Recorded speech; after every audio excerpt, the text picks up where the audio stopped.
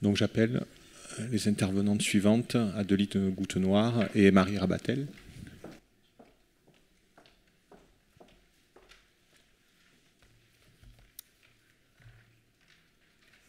Bonjour à tous, merci aux organisateurs, à la commission de m'avoir fait participer en tant que juriste.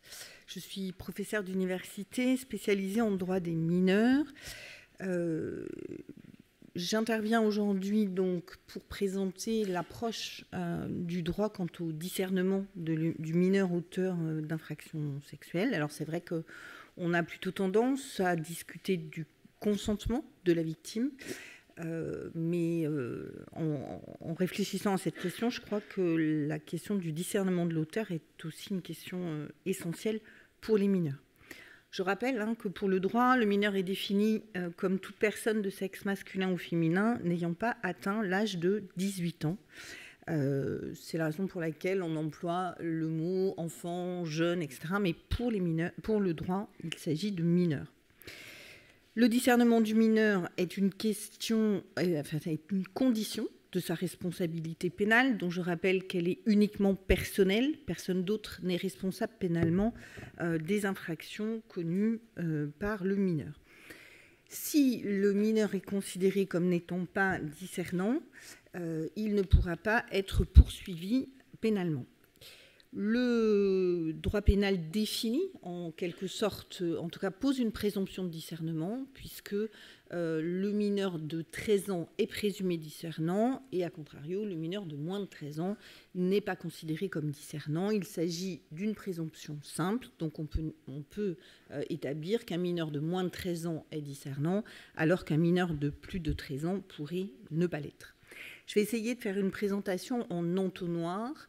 Pour qu'on arrive à une sanction du mineur auteur d'infractions sexuelles, il faut remplir plusieurs conditions concernant le discernement. D'abord, il doit être discernant de manière générale, et c'est donc la question de la présomption de discernement. Ensuite, il doit être discernant en droit pénal. D'accord ? Donc, en principe, on ne traite ici que des mineurs de plus de 13 ans, dont on peut cependant démontrer qu'ils ne sont pas responsables pour des raisons liées notamment à l'altération de leur faculté mentale. Mais ensuite, alors, ce n'est pas le discernement stricto sensu en droit, mais il faut, pour commettre une infraction, pour que l'infraction soit constituée, il faut que son élément moral soit présent, c'est-à-dire que l'auteur ait voulu l'acte. Évidemment, c'est déjà parfois compliqué pour un majeur, en matière sexuelle notamment, pour un mineur, ça l'est davantage. Il faut alors deux choses pour ce qui nous concerne. Il faut d'abord que le mineur ait conscience d'avoir commis une infraction sexuelle. Ça veut dire que, et c'est ce que vous dites, je ne vais pas le définir parce que ce n'est pas du tout la compétence d'un juriste, ça veut dire qu'il ait conscience que son acte est un acte sexuel. C'est-à-dire que alors, ce que vous appelez le jeu sexuel, a priori, ne rentre pas dans cette catégorie. C'est une question qui est extrêmement délicate à déterminer. En médecine légale, les professionnels disent leurs difficultés à déterminer, dans certains cas, et notamment pour les mineurs plus jeunes, si le mineur avait conscience d'accomplir un acte sexuel. Ensuite, et c'est certainement le point sur lequel la question est la plus difficile, c'est la conscience de l'absence du consentement de la victime. C'est une question essentielle dont on débat de manière importante avec l'idée de savoir s'il faut présumer l'absence de consentement, etc. Pour ce qui est du mineur, lorsque le mineur est auteur, c'est beaucoup plus compliqué parce que d'abord, les présomptions de contraintes, notamment sur les mineurs, les victimes de moins de 15 ans, ne s'appliquent pas.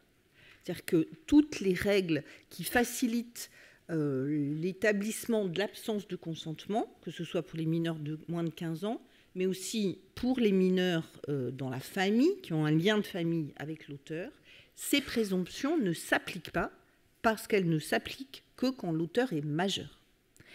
Et c'est une question qui, en réalité, n'a pas vraiment été posée au moment de l'élaboration des textes et qui, aujourd'hui, aboutissent en réalité au fait qu'il est beaucoup plus difficile de prouver l'absence de consentement de la victime et donc le fait que l'auteur savait que la victime n'était pas consentante que pour un majeur. D'abord aussi parce que, et vous l'avez dit, il y a souvent une différence d'âge moins importante entre un auteur mineur et une victime mineure. La différence d'âge, lorsqu'elle est importante, il n'y a pas de texte, mais le texte, enfin, le droit pénal prévoit que la différence d'âge est un élément de la contrainte, donc rend la preuve de la contrainte plus facile. Mais sinon, et donc parmi, la différence d'âge n'est pas définie par la loi, donc ça peut être, en tout cas c'est plus de 2 ans, comme vous l'avez dit tout à l'heure. Et puis il y a le fait de l'emprise et de l'autorité que l'un des mineurs, que le mineur auteur exerce sur le mineur victime. Là aussi, c'est un élément de la contrainte qui n'a pas de définition précise, mais qui peut permettre de tenir compte du caractère incestueux de l'agression sexuelle, puisque ça peut concerner un frère, par exemple, ça peut concerner un cousin. Le cousin, ce n'est pas à proprement parler un auteur d'infraction incestueuse. Ça reste néanmoins une relation sexuelle intrafamiliale. Et donc, si on a un cousin plus âgé qui exerce sur un petit une autorité, une emprise, on pourra plus facilement établir la contrainte. Mais il ne suffit pas d'établir l'existence de la contrainte. Il faut établir que le mineur auteur ait eu conscience de l'absence de consentement de sa victime. Et là, c'est souvent sur ce point que la question achoppe, c'est que, et notamment, on parlait tout à l'heure des infractions sexuelles entre pairs, PAIR, l'hypothèse assez classique d'une relation entre un jeune homme et une jeune, entre 2 jeunes, et ensuite avec une impression de consentement des deux, et ensuite la victime qui, en discutant avec des adultes ou des copines, se rend compte qu'en réalité elle n'a pas consenti ou pas consenti entièrement aux différents actes qui, d'après elle, lui sont imposés. C'est très compliqué de prouver que l'autre était conscient de cette contrainte, et il dit, et souvent très sincèrement dans les tribunaux, mais j'ai pas du tout eu l'impression de la violer ou de l'agresser sexuellement. J'ai eu l'impression qu'elle était d'accord. Elle n'a pas dit non. Elle n'a pas crié. Alors, c'est un argument qu'utilisent beaucoup les majeurs, mais j'aurais presque tendance à dire qu'eux, ils sont un peu présumés de mauvaise foi, alors que je pense que les mineurs auteurs sont, dans certains cas, parce que quand on a une tournante ou... quand on a une tournante, par exemple, on ne se pose pas la question de savoir s'il avait conscience que la victime n'était pas consentante. Mais il raconte, je l'ai emmenée chez moi, elle n'a rien dit, on est allé dans ma chambre, je l'ai déshabillée, elle n'a rien dit non plus. Alors certes, elle n'avait pas l'air très enthousiaste. Mais c'est souvent aussi une première relation. Donc, devant un juge...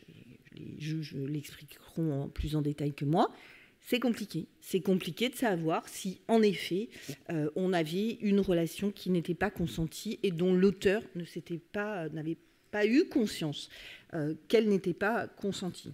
Alors, je ne vais pas revenir sur l'impact de la pornographie accessible aux mineurs, qui donc participe de... parce qu'il y a une relation entre les personnes de cet âge qui ils n'ont pas connaissance, ils ont, on l'a dit, une capacité, on va dire, sexuelle plus limitée, Donc, ils ne savent pas forcément, on ne leur a pas forcément expliqué non plus ce que doit être un consentement, évidemment. Et ça se voit aussi chez des jeunes adultes. Moi, j'interviens dans tous mes cours, j'interviens auprès des étudiants sur le consentement, en leur disant attention, quand on ne dit pas non, c'est pas oui, et je sens qu'il y a une réaction de la part des étudiants qui se disent c'est bien de le dire. Et pour les mineurs, c'est encore plus important, d'autant que c'est donc à la victime de prouver l'élément moral, c'est-à-dire le fait que l'auteur avait bien conscience du fait qu'il forçait la victime et qu'il lui imposait un acte sexuel. J'ai fini.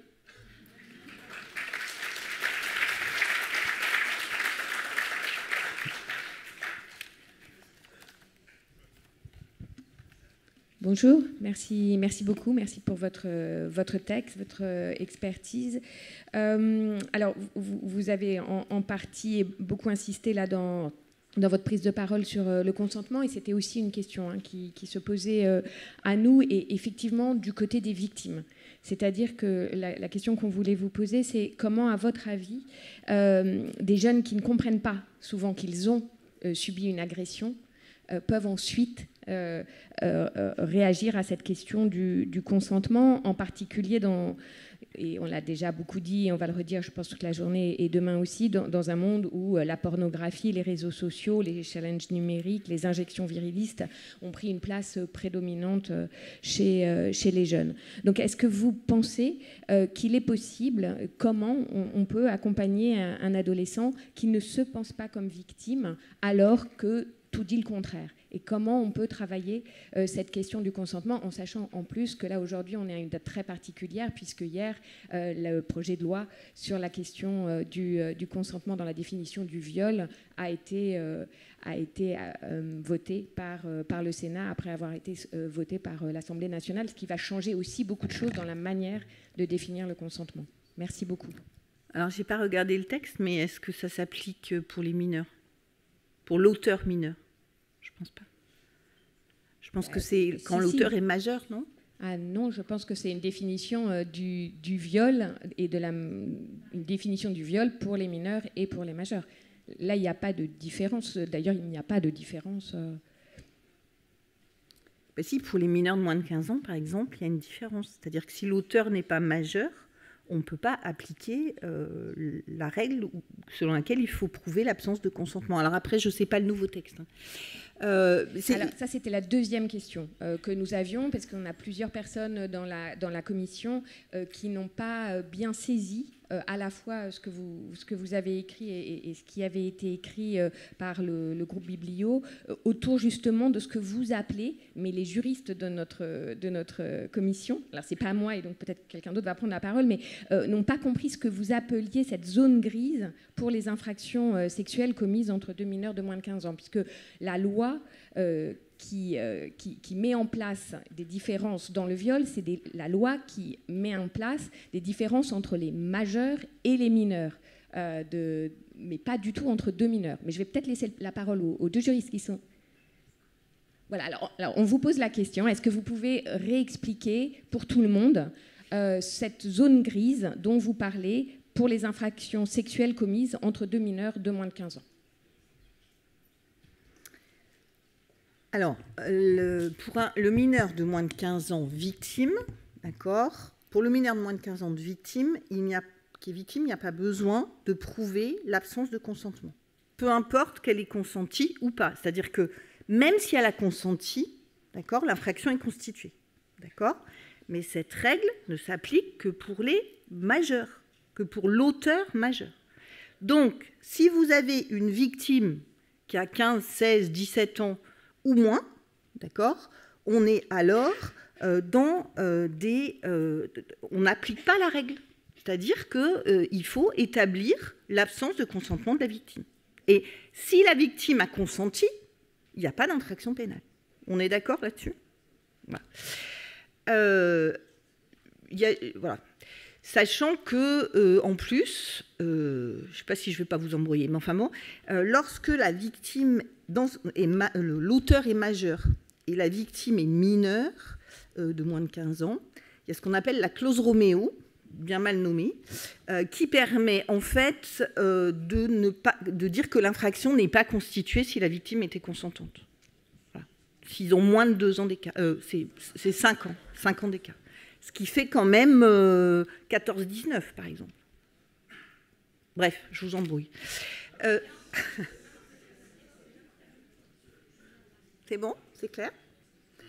Donc ça, c'était la question. Donc c'est ce que j'appelle la zone grise, c'est-à-dire la zone où la mineure est consentante, d'accord, mais la société considère qu'elle ne peut pas l'être. Sauf que ça ne marche pas quand l'auteur est mineur.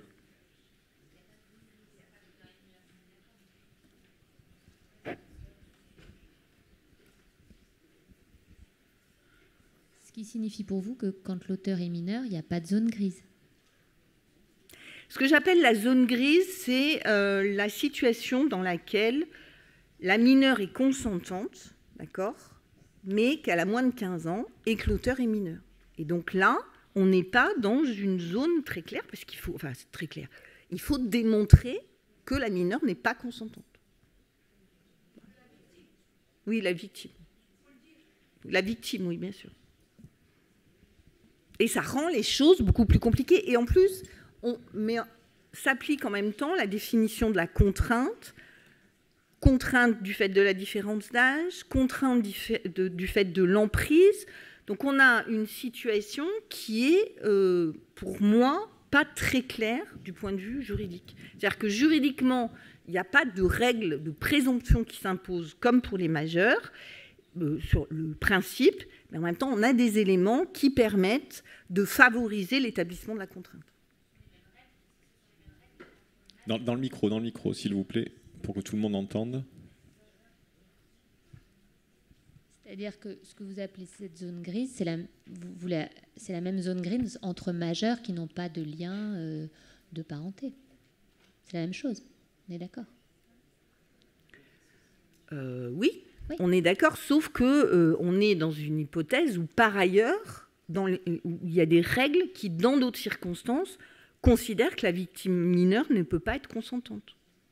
Donc pour moi, ce n'est pas la même chose. Oui, on applique les mêmes règles, sauf que dans les autres cas, la victime de moins de 15 ans est considérée comme n'ayant pas approuvé l'absence de consentement. Alors certes, on va avoir à démontrer la même chose, je suis d'accord, mais ça, je trouve que c'est problématique. Une question. Bonjour, merci beaucoup. Marina Aleteia, je suis neurophysicienne, vulgarisatrice scientifique, enseignante en pensée critique et je travaille avec le cercle francophone des psychologues de la police. Dans ce cadre, j'ai présenté à Bruxelles, dans les locaux de la police fédérale, en mai dernier et hier au SAJ, une présentation sur la rhétorique utilisée dans les cas de violences sexistes et sexuelles, notamment dans le cas du procès Mazan, où on a des preuves indiscutables des faits qui ont été perpétrés. Et ce qu'on observe, c'est que la stratégie principale de défense des auteurs d'infractions sexuelles, c'est le déni, la minimisation, dans très très peu de cas la reconnaissance. Et une des stratégies, en particulier le vocabulaire utilisé, les champs lexicaux utilisés pour se justifier, c'était principalement la naïveté, l'immaturité. Je n'ai pas compris qu'elle n'était pas d'accord. Donc même dans un cas très spécifique, on a une personne sédatée. Et donc, quel crédit on peut apporter finalement aux personnes qui se défendent de cette façon, qu'elles soient mineures ou non? Alors, quand elles sont majeures, quand même, la règle voudrait que le majeur s'aperçoive que, disons que c'est normalement plus facile pour lui, en théorie. Moi, je trouve que c'est un argument qui est problématique et qui quand même... Mais comme la charge de la preuve fait qu'on doit prouver l'absence de consentement, c'est tout l'objet de l'évolution de la loi. Mais pour un mineur, alors je ne dis pas que c'est tout le temps le cas, mais je pense que pour un mineur, c'est une excuse, enfin c'est pas une, enfin c'est oui une excuse si vous voulez, enfin c'est un discours qui est plus crédible. Je suis pas psy moi, mais en tout cas, c'est très difficile à prouver. La plupart, enfin, il faudrait donner des chiffres, mais de très nombreuses plaintes d'une mineure contre un autre mineur, surtout si c'est dans son entourage, parce que c'est souvent le cas, aboutit très rarement à des poursuites. Il y a énormément de classements sans suite. Notamment, alors c'est difficile d'établir la même règle que pour les majeurs, parce que c'est difficile, je pense, de présumer que la personne, que le mineur qui a une relation sexuelle avec une jeune fille de moins de 15 ans n'est pas consciente ou difficilement consciente qu'elle était consentante. Et puis surtout, la relation entre deux mineurs, entre deux mineurs, quel que soit leur âge, elle n'est pas présumée problématique. C'est ça la question. C'est qu'en fait, un mineur de moins de 16 ans qui a une relation avec une mineure de moins de 15 ans, s'il n'y a pas de contrainte, ce n'est pas réprimé par la loi. Donc il faut prouver la contrainte. Alors que si vous avez un majeur et une victime mineure, de moins de 15 ans, je ne parle pas de l'inceste, il n'y a pas besoin de prouver la contrainte. Et même si la jeune fille dit « mais moi j'étais consentante », elle a 14 ans, elle dit « mais moi j'étais consentante, je suis amoureuse, etc. » Si c'est un majeur, l'infraction pénale est constituée. Ce qui n'est pas le cas si c'est un mineur. Merci beaucoup. On est obligé de clôturer là sur cette question.